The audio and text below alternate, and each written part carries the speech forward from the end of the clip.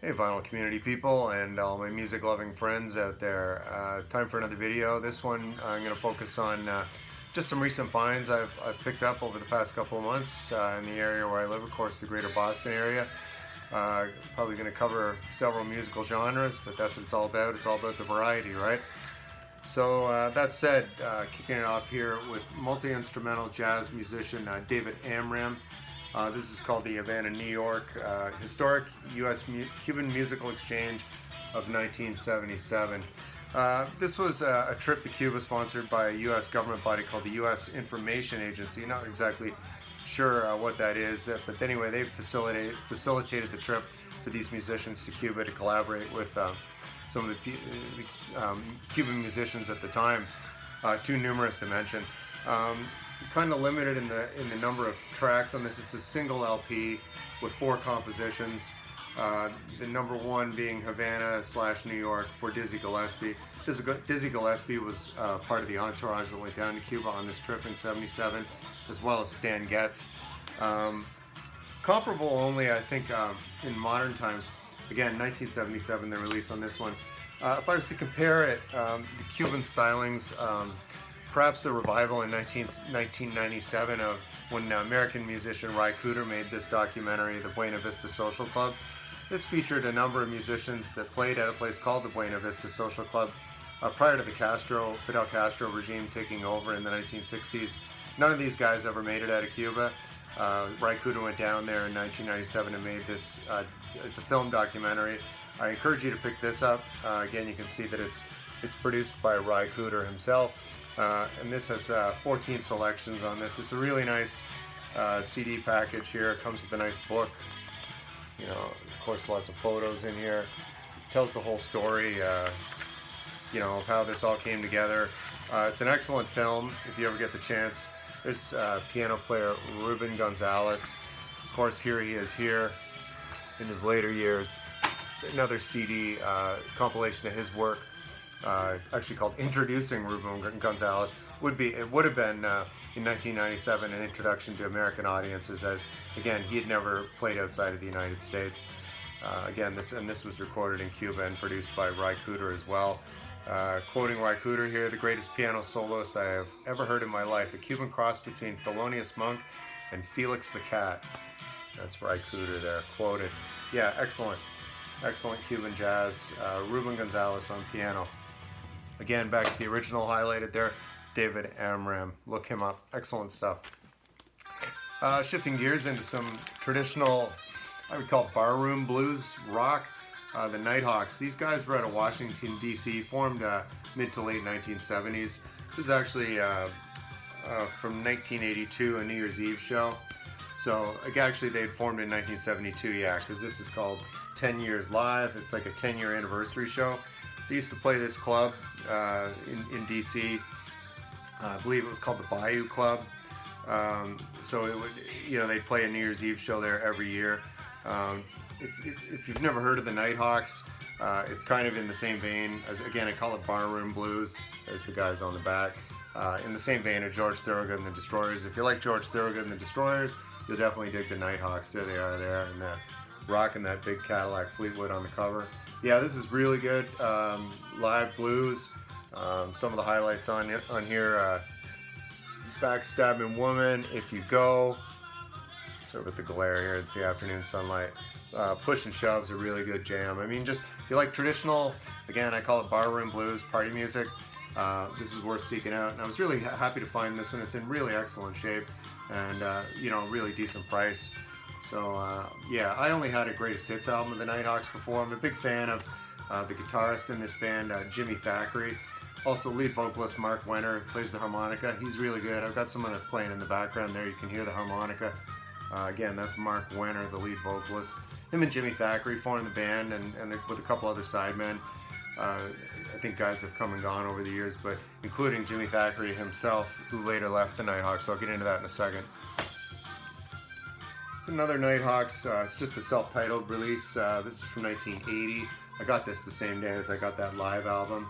It's really good. You can see there's the guys down there at the bottom. Mainline is the opener for this. That's a really good one. Look it up. Again, all these are on YouTube. Brand New Man, Little Sister, great version of that.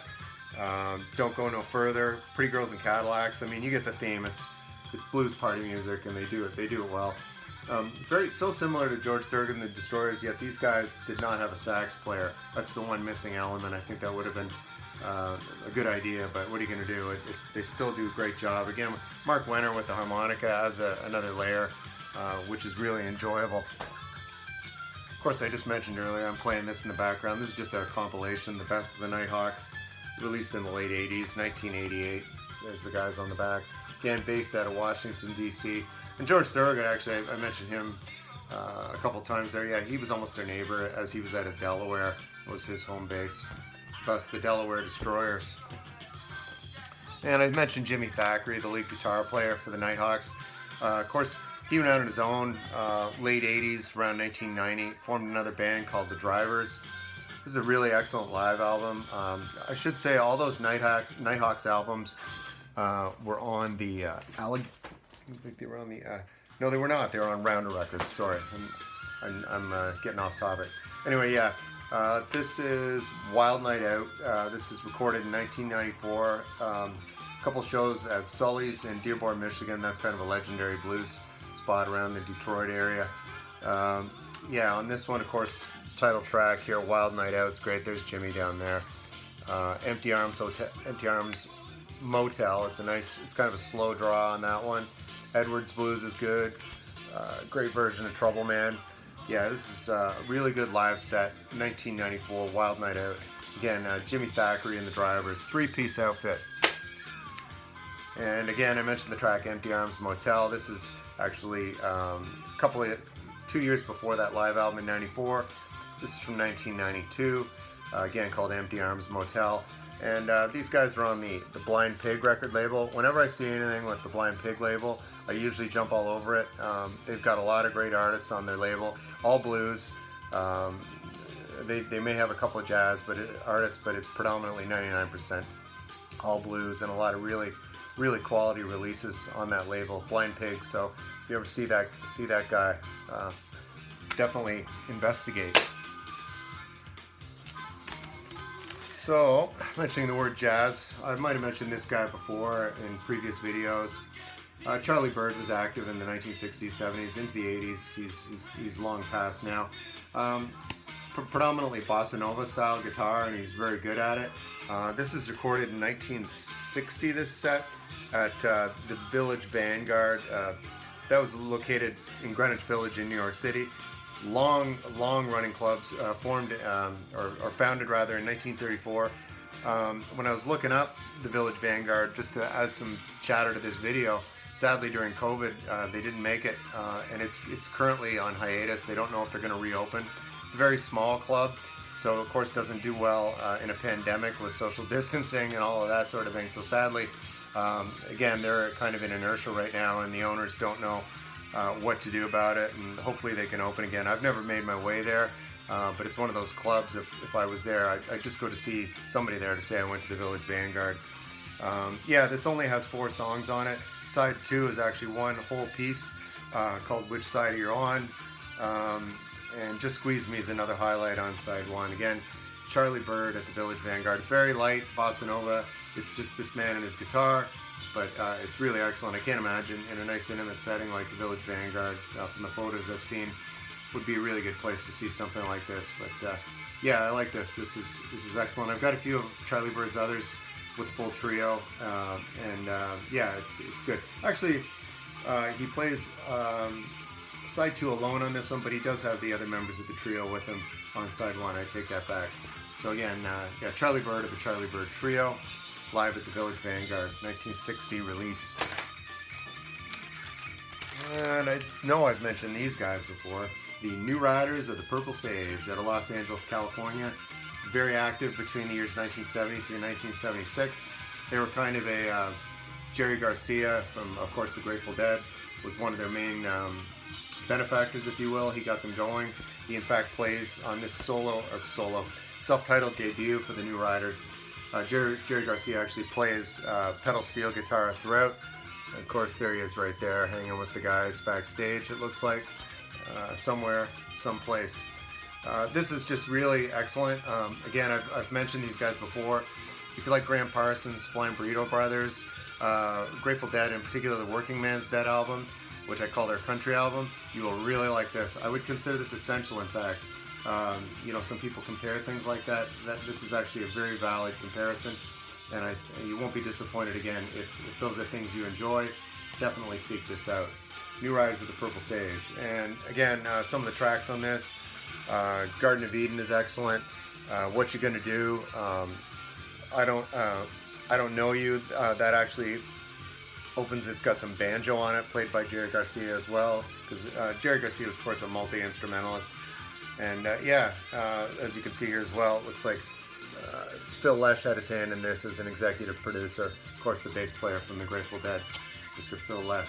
New Riders of the Purple Sage, of course, this is their debut, released in 1971. Not to be missed. Really glad I found that. It's in really excellent shape. I don't know what they were thinking of with the price on that, but it was a screaming deal, and I grabbed it right away. So getting a little heavier here now. This gentleman, Frank Marino, recently retired due to health issues, undisclosed health issues. He's in his 70s now. He's out of Montreal, very active in the 1970s with his band Mahogany Rush. They did have some success in the United States. They did go out on the road with Aerosmith twice, when Aerosmith were really up-and-coming outfit. And Frank Marino, he's been accused by some critics as a Jimi Hendrix kind of repeater, but I don't see there's anything wrong with that. If I can be compared to Jimi Hendrix, I think that's a good thing, not a bad thing. On this album, of course, there's some covers on here. I'm a King Bee, which is an excerpt from the Doors song Backdoor Man. Purple Haze, he does a really good cover, of course, the Jimi Hendrix song.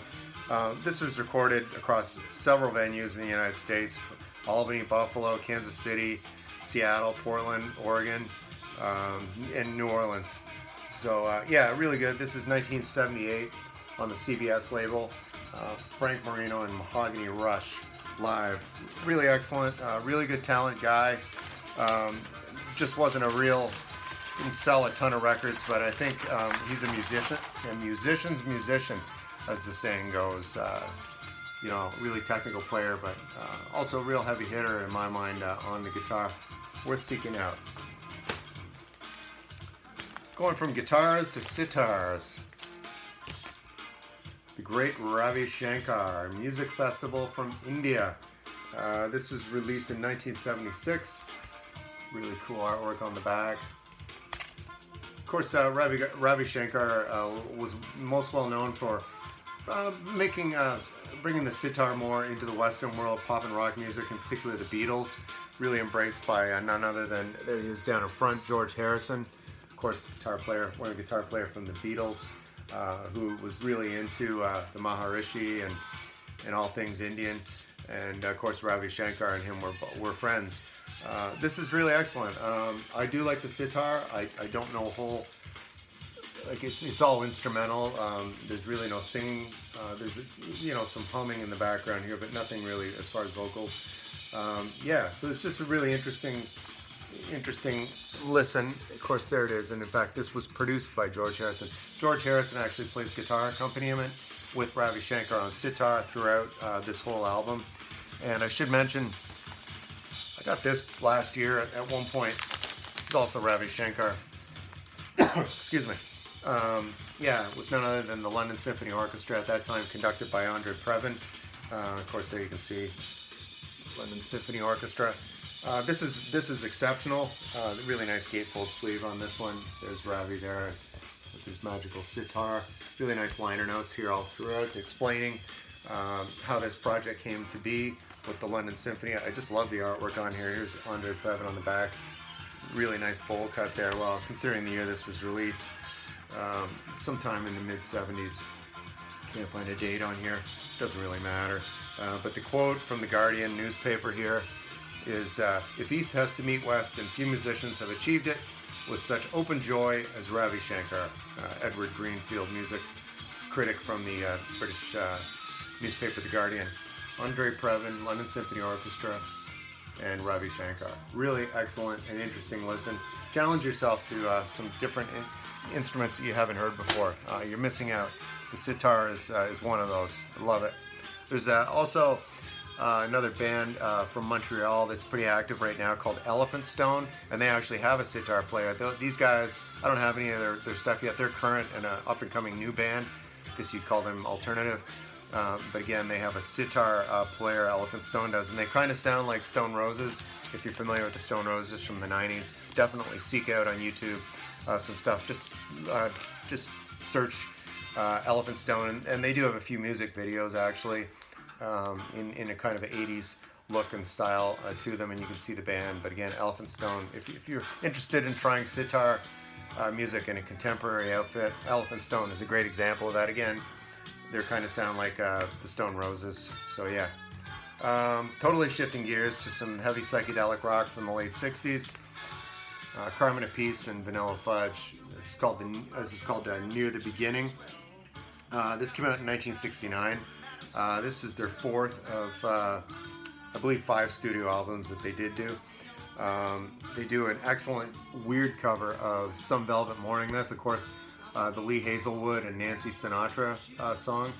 Look up the Lee Hazelwood and Nancy Sinatra and then version of Some Velvet Morning, and then listen to this Vanilla Fudge.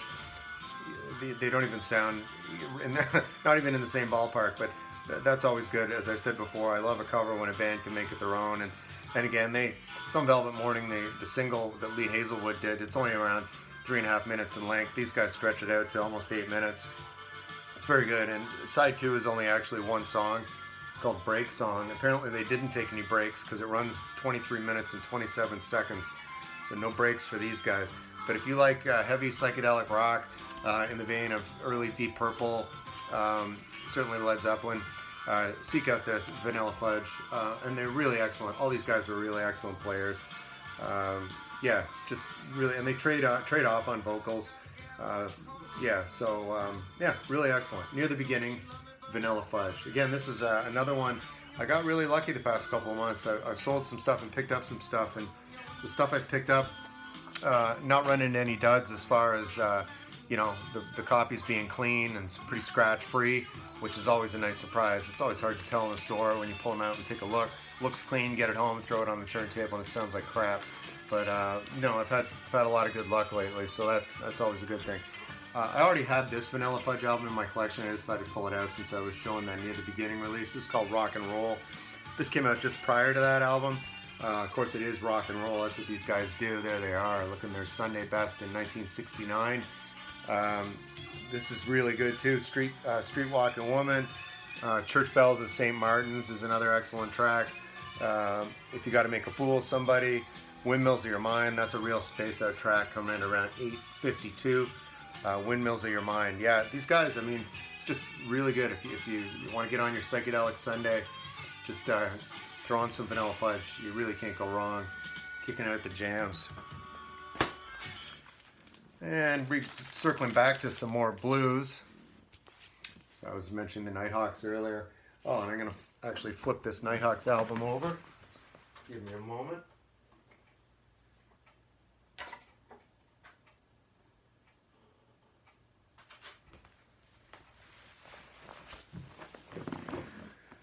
All right, Mr. Sun Seals. This is the Sun Seals Blues Band.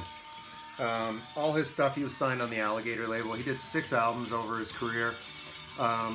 This was, I believe, what year on this one? 1973. Yeah, he had a 4-piece band most of his career. Of course, he's the lead guitarist and vocalist. Really traditional Chicago electric blues. The jacket on this one had a little water damage, but the record inside is in excellent shape and plays right through. Again, these guys are on the Alligator label. Like I said with Blind Pig earlier, as far as the label goes, if you see the Alligator label, again, this is another one. Just a lot of really stellar artists. Whoever was signing artists for that label, their A&R guy was doing a great job. I mean, really excellent.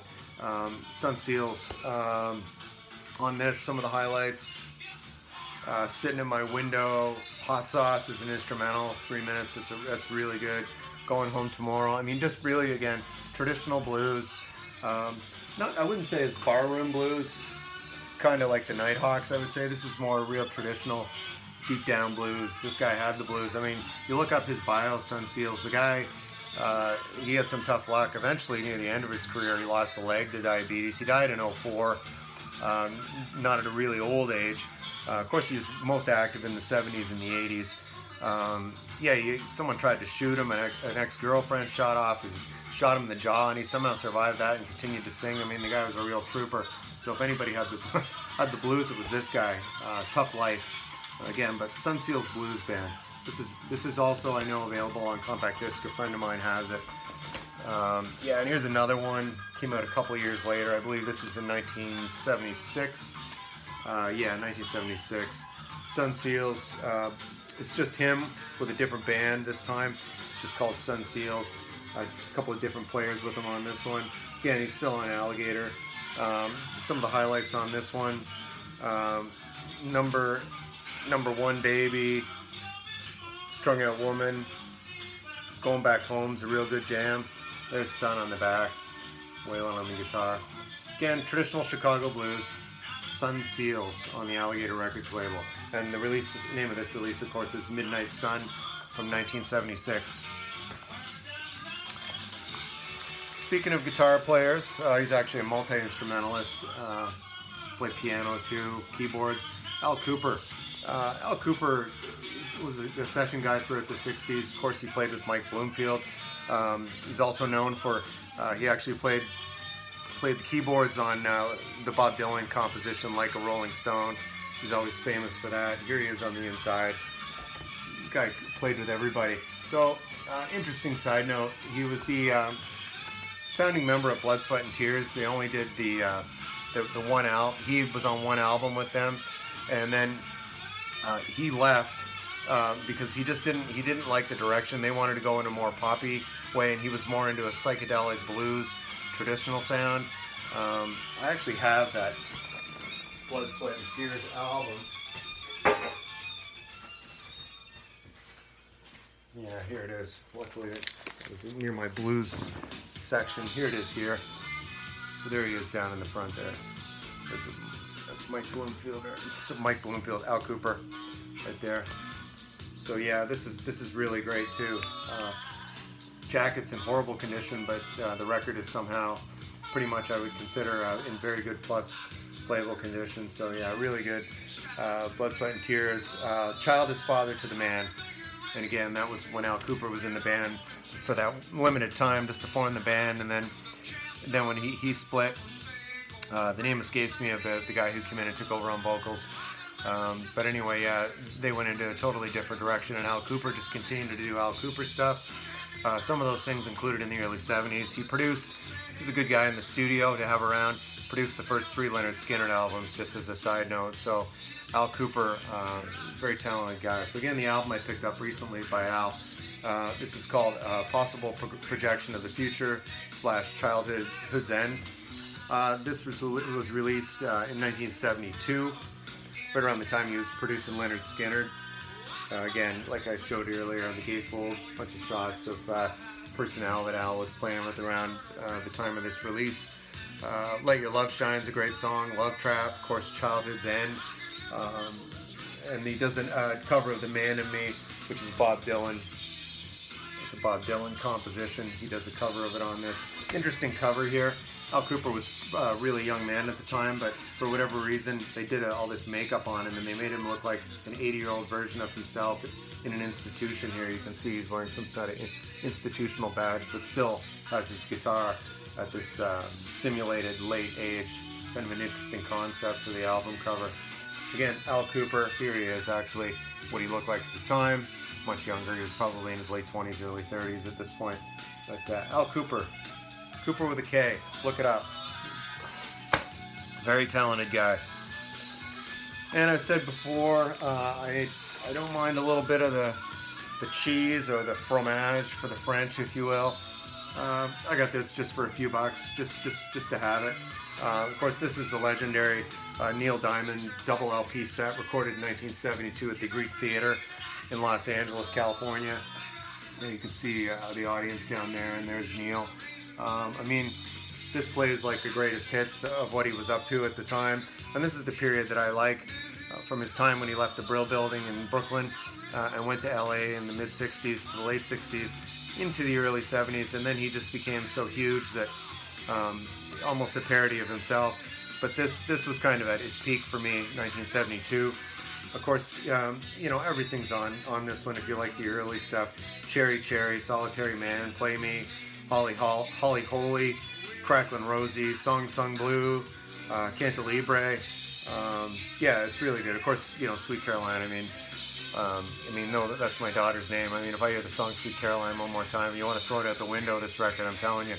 But, yeah, and they played at all the Red Sox games for whatever reason over and over again.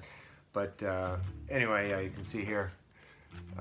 Yeah, recorded in concert at the Greek Theater, Los Angeles. It's a hot August night.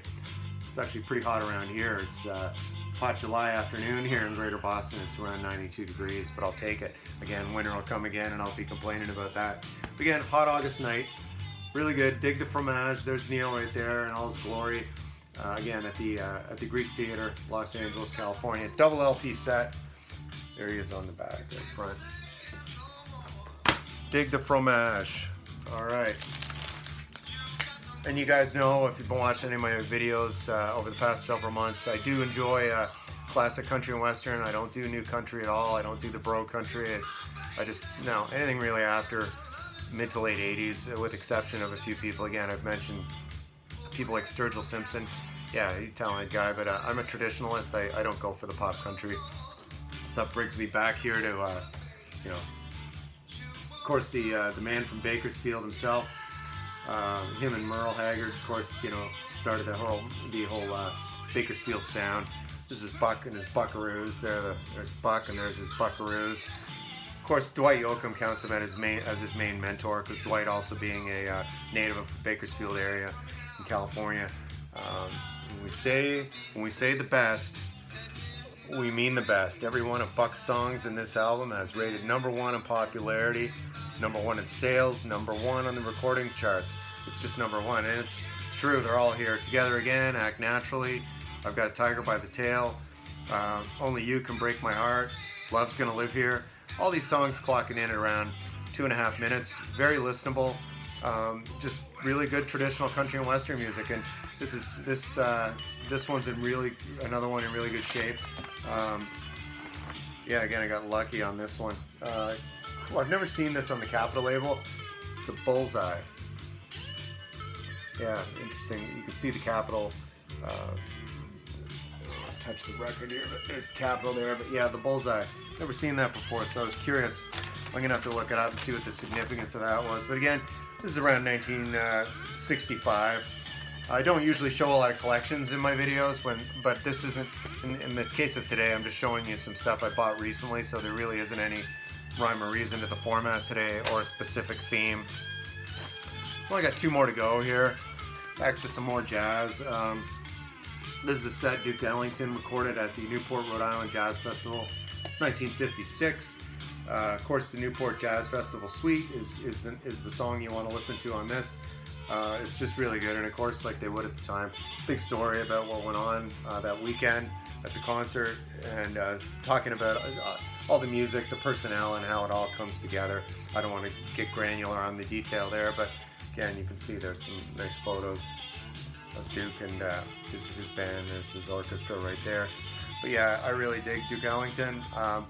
When I went through, as I call it, my first jazz phase in the 90s, I was buying predominantly compact discs. So I'd say about 80% of my jazz collection is on CD, but since I've been buying and trading records again, I'm picking up a lot more on vinyl. So there's that. You know, again, I don't get caught up in pressings and OG pressing and this and that.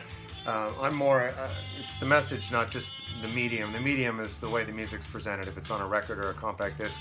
If the music's good, it should stand alone on itself. I mean, certainly a clean copy of a record is the way to listen to it. But again, anyway, I'm getting off track. Don't want to lecture everybody, but it's just my feelings on that subject. Lastly, all these guys like a psychedelic R&B outfit, the Chambers Brothers. 3 of these gentlemen were actually brothers from Mississippi that had relocated to Los Angeles in the 60s during the psychedelic movement. Interracial outfit, which was something in rock music you didn't see so much. And these guys were pretty groundbreaking in just the music they put out. Similar in vein to Sly and the Family Stone. There's a great cover on here of People Get Ready. That's a Curtis Mayfield composition. Of course, everybody knows the psychedelic classic, Time Has Come Today. That clocks in at around a dozen minutes. Definitely worth listening. If you don't know Time Has Come Today, definitely look that up on YouTube. There's the guys on the back. They're not original autographs, of course, but yeah. Lester Chambers, Joseph Chambers, and Willie Chambers. These 3 gentlemen were brothers. And they were the Chambers Brothers. The time has come. So again, another video wrapped up. Those are, again, just some recent finds or acquisitions, if you will, that I've picked up, again, over the last, 3 months or so. I don't do a lot of buying and trading in the summer. I get doing other things. It's more of a bad weather sport for me. I listen to tons of music in the summer, don't get me wrong, but I'm not hanging out on a Saturday afternoon when it's beautiful weather like today. Is 90 degrees. I'm about to head outside and enjoy some of this day. I was out earlier for a run and went to the local market, and really, you got to soak up the weather in New England when you can get it. So I'm gonna do just that today. So I hope you're all well. We're already into the end of July. I can't believe it. But anyway, hope everyone's having a great summer, and I'll see you next time. MGK signing off.